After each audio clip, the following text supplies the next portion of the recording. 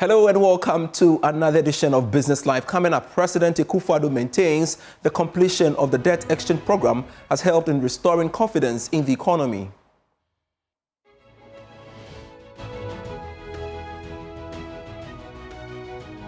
Resilience and understanding of the Ghanaian people, coupled with the strategic measures we implemented, we have been able to chart a path towards the recovery that is underway. Meanwhile, government is set to commence a second debt payment of some $346 million owed Eurobond holders. To inform the House that today, 3rd January 2025, my government will honor coupon payments to our Eurobond holders amounting to $346 million United States dollars.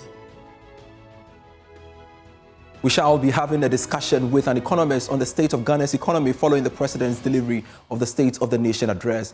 Plus, Tullow Oil promises to engage government over the remaining tax dispute, despite securing an international court ruling not to pay more than $300 million to Ghana Revenue Authority. We will have a conversation on this latest ruling. We have details of this and more for you. Please stay.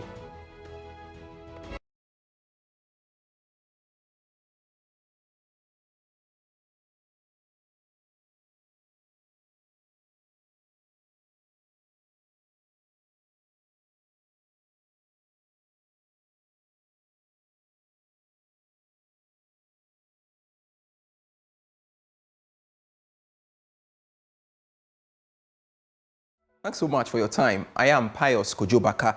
You're looking at our stories, and President Akufo-Addo has stated that the completion of the debt exchange program has helped in restoring confidence in the economy. He has, however, rejected claims that the economy is still in crisis and broke. President Akufo-Addo disclosed this when he gave the State of the Nation address to Parliament. In order for me to be able to make this assertion, I must make reference to the debt restructuring exercise. It affected many bondholders and was one of the most challenging decisions my administration had to undertake. It was not a choice made lightly, as we were acutely aware of the personal and financial hardships it would impose on individuals, families, and institutions across the country. Many citizens had invested their hard-earned savings, and we fully understood the pain and sacrifices this exercise demanded. However, it became evident that without such bold and decisive action, our economy would have faced an even greater crisis with far-reaching consequences for every Ghanaian.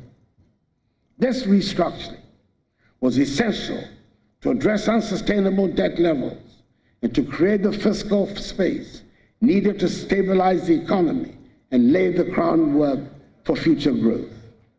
It was critical in ensuring that Ghana could meet her financial obligations, regain the confidence of international and domestic investors, and restore our economic credibility. Through the resilience and understanding of the Ghanaian people, coupled with the strategic measures we implemented, we have been able to chart a path towards the recovery that is underway. Today, we're witnessing the positive outcomes of the painful but yet necessary exercise. The economy is rebounding strongly. Our fiscal position is more stable, and our debt sustainability has significantly improved. These developments have provided a solid foundation for sustained growth and development, ensuring that the sacrifices made by bondholders and other stakeholders will not be in vain, but rather the basis of Ghana's economic revival. Now, government is set to make a second debt payment to Eurobond holders today of some $346 million. Now, the president, who disclosed this during the State of the Nation address, noted that this shows government's commitment to meeting its debt obligations. The government is servicing its debts, honoring coupon payments for both domestic bonds and Eurobonds. Moreover, the debt levels are reducing, recording a significant reduction in the debt stock by 46.8 billion Ghana cedis to 761.0 billion Ghana cedis in October 2024, from 807.9 billion Ghana cedis in September 2024. The public debt to GDP ratio, therefore, reduced from 79.2% in September 2024 to 74.6% in October 2024. This is expected to reduce further to 55% of GDP in net present value terms, a level that restores Ghana's debt sustainability. It is hoped that the new government will continue with the policies being implemented to achieve the debt sustainability target. I'm happy to inform the House that today, 3rd January 2025, my government will honor coupon payments to our Eurobond holders amounting to $346 million United States dollars. We cannot afford to default on our debt repayments. That's advice that I want to give to the incoming finance minister. These achievements demonstrate our firm commitment to the policies, structural reforms, and program objectives and targets under the program. No longer at Parliament because President Akufo-Addo has also been given some updates about the IMF program. Took a deep breath and decided to apply for an IMF-supported program, dubbed Post-COVID-19 Program for Economic Growth, PCPEG, in the middle of 2023. The implementation of the program so far has gone well, even as it has been challenging. We have passed successfully through 3 successive reviews of program implementation by the IMF board, with the most recent review approved on 2nd December 2024, leading to the disbursement of $360 million United States dollars. The fund has therefore disbursed a cumulative $1.9 billion United States dollars to date. At the moment, I'm able to say with confidence that the crisis is over, that the economy has recovered strongly and faster than projected. All right, so pretty soon we shall get the thoughts of an economist to speak to us on the latest pronouncements by the president in relation to the economy and, of course, the Eurobond repayment, etc. We shall rectify our connection and get to speak to economist Professor Patrick, assuming as and when we do have him, we shall bring him on stream to speak to us here on Business Live. Let's switch topics to some other stories we are following up for you. The Bank of Ghana has maintained that the sustaining cedi's stability for this year will largely depend on the economy and sticking to some of the monetary policy measures. Governor of the Bank of Ghana, Dr. Ernest Addison, has been speaking on PM Express Business Edition. We saw a very sharp improvement in 2023. We were looking forward to a similar pace of disinflation for 2024, but that didn't happen. You will see that the inflation rate has remained stubbornly high in 2024. We are ending the year around 23, which is about where we started from. Now, there are several reasons for that. As you know, 2024 is an election year, as I said, in the last MPC, and a lot of the developments during the year were influenced by sentiments, right? So you see that during the year, we had fairly difficult time controlling the exchange rate. In the first quarter of the year, the cedi depreciated quite significantly, partly because we also had very ambitious reserve accumulation targets under the IMF program. So the central bank did not have enough room to maneuver in the first half of the year in terms of its ability to support the currency. This changed significantly towards the end of the year. As you can see, there was some improvement in our balance of payments, which allowed the central bank to be able to more effectively impact on the exchange rate. Now, given what happened in the earlier part of the year, it is no surprise that we were not able to see as much improvement in the disinflation process as we would have seen if we didn't have problems with the exchange rate. Because there's a significant pass-through. As soon as you get a lot of exchange rate depreciation, that automatically transmits into the changes in the price level. And therefore, your ability to deliver low inflation also hinges on your ability to keep the currency relatively stable. And this Governor Dr. Ernest Addison speaking to my colleague George Uyafe on PM Express Business Edition. But let's go back to the SONA, where the president did make some pronouncements on the economy, and I've been joined by Professor Patrick Isumi, an economist, to speak to us on the subject matter. Thanks so much, sir, for joining us here on Business Live. Now, I want your thoughts about the president's announcement or pronouncements on the economy, rejecting claims that the economy is in a crisis and broke. Good evening and good evening to viewers, and thanks for having me. Yes, I think I was quite surprised to hear the president say that the economy is not broke. I mean, well, we couldn't pay our debt, and we are begging our debtors to forgive us and to slash us part of our debt. If that doesn't mean that we are broke, I don't know what else that means. But I mean, if we take the president's word that the economy is not broke, we've seen recently. Even WIEC struggled to get funding, the required funding to mark papers for students to come to school. And also, we've seen, even if you ask people who are doing national service, I think they are owed at least 2 months' pay. So if really the economy is not broke, and yet we refuse to make this payment, I guess some people say it's just pure wickedness. So, but it's not the case that the economy is not broke. The economy is clearly broke.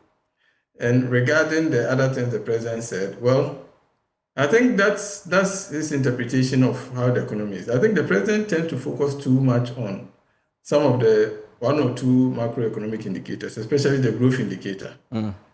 But when you look at all the indicators broadly, including some of the more granular micro data that the statistical service releases, so you know that while the GDP number says the economy is growing faster than expected, we also see that the labor market is getting weaker if you follow the employment statistics that the Ghana Statistical Service releases. Or you look at alternative data that tells you that more Ghanaians are becoming vulnerable to food insecurity. So I think perhaps, the president is choosing and picking what specific data to support the claim that the economy is doing better. We are nowhere near recovery.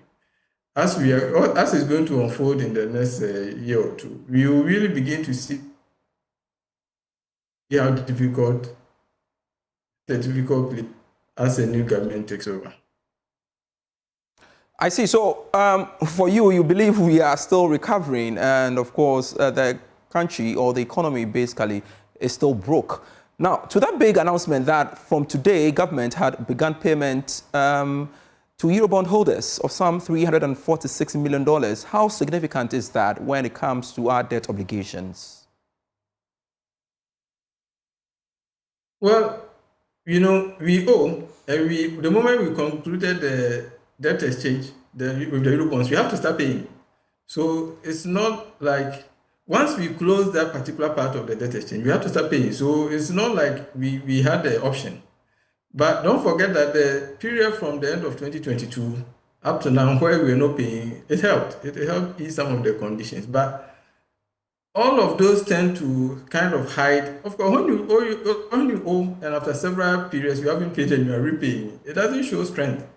Ultimately, we defaulted and we couldn't pay our loans. It just tells us that we are in difficulty. I think we should be glad that the bondholders decided or agreed to give us some leeway, but it shouldn't lead us to conclude that we are in a good place. We are not. we are going to find out over time that even the debt exchange that we've done, going forward, when we start repaying in full, we will see the difficulties start emerging. So I don't think, I expected that the president, this being his last, and given the, the shellacking that his party received at the just ended election, I expected that he will sound a more somber tone than giving the impression that the economy is in a great place. We know the economy is not in a great place. All right, let's leave the conversation here. And of course, subsequently, we shall get in touch for more conversation on this. Thanks so much, sir, for your time here on Business Live. You're still watching Business Live. We have more stories for you shortly.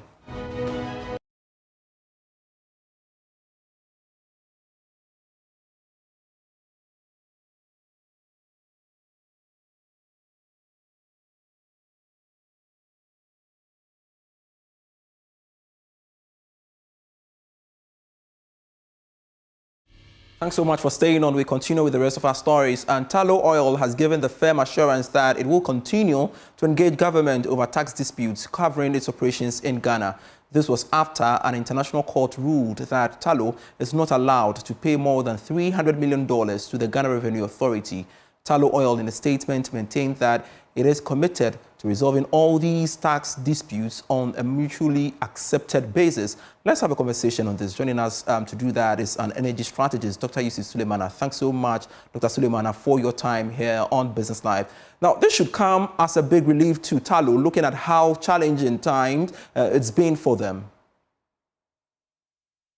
Yeah, good afternoon, Pius, and thank you for having me. Yeah, indeed, it should be a huge relief to Tullow. As a matter of fact, if you look at the aggregate of or the barrage of unpleasant occurrences that has happened in recent times within their business portfolio, this will add some bit of positive momentum onto the production portfolio. And I've always maintained that Tullow is an IOC, but they are key to our upstream portfolio vibrancy.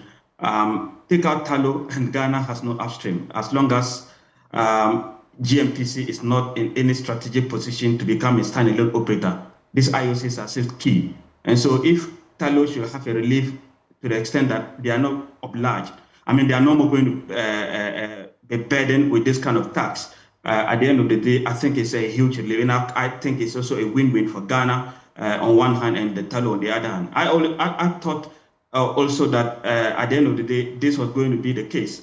Because if you look at the case that we sent, we brought to them, this tax was just one of the ways that we thought we could test the waters and see the potential of rejuvenating our revenue handles. After seeing that we needed so much money, so we're looking at so many options. But such a tax, let's say a tax for profit remittances, such an agreement has to be done, Pius, from the agreement stages. You can't wait till the production life of Tullow after 10 and some many years, let's say 14 years, then you have to reactivate this handle, especially if it doesn't enshrine within the initial stages of the agreement, the petroleum agreement that we signed with them. It was always going to be difficult for us to get our way through. But I think at the end of the day, it's a win-win for Ghana and for Tullow. Yeah. All right, so some have argued that, well, looking at how long it's taken for this judgment to be taken, in a way, contributed to Tullow's woes in 2024. Do you agree to that? Yeah, definitely, undoubtedly. And that's how come I was so pleased. The incoming administration, they clearly stated that one of the things that they want to do is to just unravel or solve the pockets of uncertainties within the upstream. And that's very important. I was pleased when I heard that. Because if you look at the upstream now that we are suffering from what we call investment fatigue. And what we need within the upstream is investment at this moment in time to be able to unlock, the potentials of the reserve that we have. And what drives away investment is uncertainty within the climate. And there were two huge uncertainties that were surrounding. One was this tax, dispute between Tullow and Ghana government, let's say Ghana Revenue Authority. And the other one was the unitization impasse. Both are beginning to take shape. And I believe if this tax issue is resolved amicably, and then unitization also issue is resolved amicably, it will create that semblance of enabling environment that potential could attract investment. But most importantly for Tullow, like the question that you asked, if you notice, they try to have some. They try to come up with a kind of an acquisition or a major deal with Cosmos. That never worked.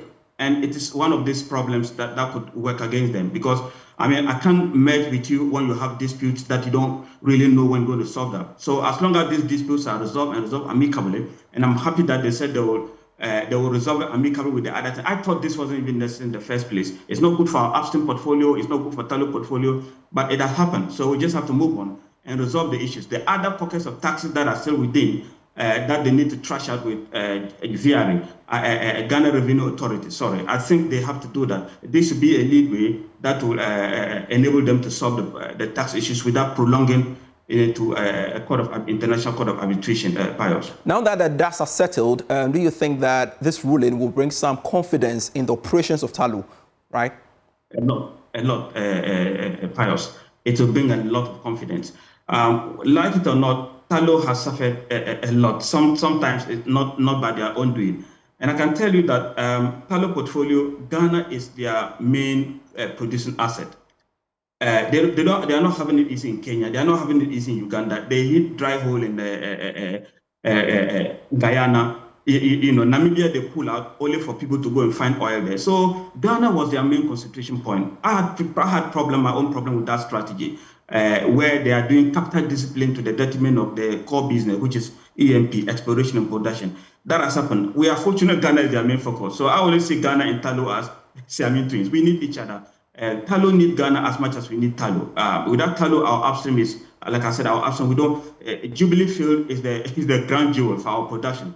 And if you imagine, and a lot of the shares that were falling within Tullow and other things, it was actually because of a development in Ghana and nothing else, and other areas. The producing asset, if the producing assets are not churning that much, it affects the stock market or their stock market, So I believe that with these things resolving or getting to be on good footing, it will pave a way, it will pave a beautiful way for Tullow to come back strongly. And at the end of the day, it will help us. It will help Ghana, it will help Tullow at the end of the day. And I think Ghana should support Tullow whenever they think. I'm not saying that they shouldn't go for any tax that is legitimate or not, but they should do that within the confines of the law that is required.